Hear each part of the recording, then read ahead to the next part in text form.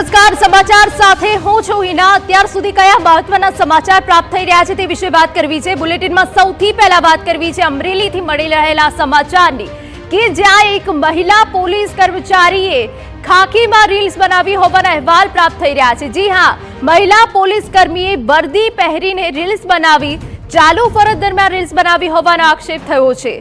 Police કર્મચારીઓને ફરજ દરમિયાન રીલ્સ બનાવવાની મનાઈ છે। આ મુદ્દે પરિપત્ર પણ બહાર પાડવામાં આવ્યો છે, પરંતુ એ પરિપત્રનો અહીંયા સ્પષ્ટપણે ઉલ્લંઘન થઈ રહ્યો છે।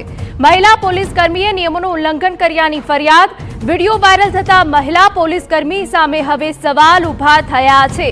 રાજ્યના પોલીસ વડા દ્વારા જે પરિપત્ર બહાર પાડવામાં આવ્યો હતો તેમાં ખાકીમાં કોઈ પણ પોલીસ કર્મચારી રીલ્સ નહીં બનાવી શકે તેવો સ્પષ્ટપણે ઉલ્લેખ હતો, પરંતુ અમરેલીમાં મહિલા પોલીસ કર્મચારીએ વર્દી પહેરીને રીલ્સ બનાવી છે।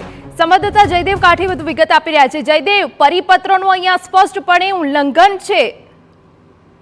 બિલકુલ હિના, જે રીતે રાજ્યના પોલીસ વડાનો એક પરિપત્ર છે કે સોશિયલ મીડિયા ઉપર પોલીસ કર્મચારીઓ તેમના યુનિફોર્મ સાથે કોઈ રીલ્સ કે વિડીયો ન બનાવે, પરંતુ આ પરિપત્રનો ક્યાંક ને ક્યાંક આ મહિલા પોલીસ કર્મચારી દ્વારા ઉલાળ્યો કરવામાં આવ્યો છે ને અમરેલી મહિલા પોલીસ કર્મચારી દ્વારા આ એક રીલ્સ બનાવી છે। સોશિયલ મીડિયા ઉપર વિડીયો પણ ખૂબ વાયરલ થયો છે, જેના કારણે એક વિવાદ સર્જાયો છે। રાજ્યના પોલીસ વડા દ્વારા ચૂંટણી સમયે ખાસ કરી એક પરિપત્ર બહાર પાડવામાં આવ્યો હતો, કોઈ પ્રકારની રીલ્સ અથવા તો વિડીયો છે તે સોશિયલ મીડિયા પ્લેટફોર્મ પર ન મૂકો અને પોલીસની છબી છે તે કલંકિત ન થાય તેની ખાસ તકેદારી રાખવા માટેની એક વિશેષ સૂચનાઓ આપી હોવા છતાં ફરીવાર આ વિડીયો છે તે સોશિયલ મીડિયા ઉપર વાયરલ થયો છે। ભૂતકાળની વાત કરવામાં આવે તો રાજ્યમાં અમદાવાદ, વડોદરા, સુરત, રાજકોટ જેવા મહાનગરોમાં અનેક કર્મચારીઓ અને અધિકારીઓ સામે આ પ્રકારની કાર્યવાહી થઈ ચૂકી હોવા છતાં ફરીવાર અમરેલીની મહિલા કર્મચારી દ્વારા આ પ્રકારનો વિડીયો શેર કરતા હવે રાજ્યના પોલીસ તંત્ર અને જિલ્લાના પોલીસ તંત્ર દ્વારા કેવા પ્રકારની કાર્યવાહી થાય છે તે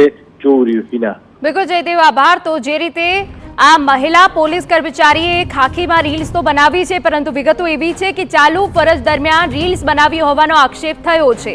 હવે જ્યારે પરિપત્રનો સ્પષ્ટપણે અહીંયા ઉલ્લંઘન થયો છે, ત્યારે આ મહિલા પોલીસ કર્મચારી વિરુદ્ધ શું પગલાં લેવામાં આવે છે તે જોવું રહ્યું।